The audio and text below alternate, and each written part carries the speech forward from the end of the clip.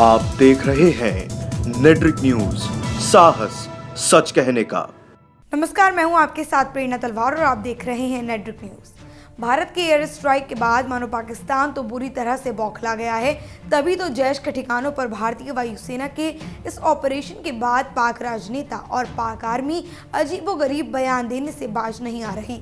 पाकिस्तान के राजनेता भारत के खिलाफ बयानबाजी कर रहे हैं, जिसे देखकर ये कहना गलत नहीं होगा कि इस बार भारत के द्वारा चोट खाने के बाद पाक पूरी तरह से अपना आपा खो चुका है। इस बयानबाजी का दौर शुरू करने में सबसे पहला नाम पाक के DG ISPR major general Ghafoor का आता है, जिन्होंने भारत की तरफ से की गई इस एयर स्ट्राइक के बाद ट्वीट करके एयर स्ट्राइक को भारतीय वायुसेना के विमानों द्वारा अंतर्राष्ट्रीय सीमा का उल्लंघन बताने के साथ ही ये कहा कि भारत ने कुछ बम गिराए हैं, लेकिन उससे किसी तरह के जान माल का नुकसान नहीं हुआ। जहां पाक डीजी इस स्ट्राइक से ही मुकर गए, तो वहीं पाक नेताओं के सुर कुछ और ही बयां कर रहे हैं। भारतीय वायुसेना द्वारा जैश-ए-मोहम्मद के आतंकी कैंपों पर बमबारी करने के बाद पाकिस्तान के पूर्व प्रधानमंत्री नवाज शरीफ की पार्टी पाकिस्तान मुस्लिम लीग ने भारत को धमकी दी है।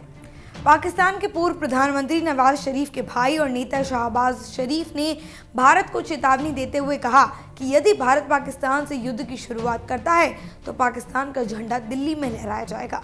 भारत हमारे द्वारा की जा रही शांति की अपील को हमारी कमजोरी समझने में भूल ना करे।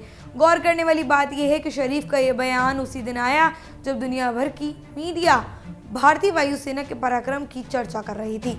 इतना ही नहीं, पाकिस्तान के पूर्व राष्ट्रपति आसिफ अली जरदारी ने भी भारत को नसीहत दे डाली। उन्होंने कहा कि भारत को किसी तरह की गलतफहमी में नहीं रहना चाहिए। पाकिस्तान भारत के हर हमले का जवाब देने में सक्षम है।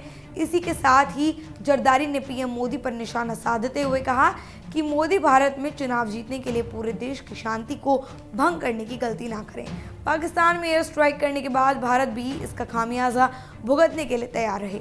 पाकिस्तान के हर नागरिक को देश की सेना के साथ खड़ा रहने की नसीहत दी और देश के आतंकियों पर भारत के पलटवार पर पाकिस्तान के राष्ट्रपति आरिफ अलवी ने भी अपनी चुप्पी तोड़ते हुए कहा कि हम किसी देश के लिए गलत भावना नहीं रखते, लेकिन हम पर हमला हुआ तो हम अपनी सरजमी की सुरक्षा करना भी जानते हैं। दरअसल भारतीय वायुसेना ने LOC पार करके POK में घुसकर जैश-ए-मोहम्मद के ठिकानों को तबाह कर दिया।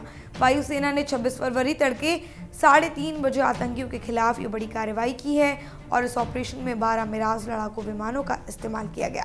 इन विमानों ने बालाकोट और चकौटी में 1000 किलो के बम गिराए और इस हमले में जैश के आतंकी कैंपों को निशाना बनाया गया। जैश का कंट्रोल रूम अल्फा 3 उड़ा दिया गया। फिलहाल के लिए इतना ही। बाकी और भी खबरों को जानने के लिए सब्सक्राइब करें नेट्रिक न्यूज। हमारे साथ जुड़े रहने के लिए हमारे YouTube चैनल को सब्सक्राइब करें, साथ ही बेल आइकन को दबाएं। नेट्रिक न्यूज की खबरें सबसे पहले देखने के लिए।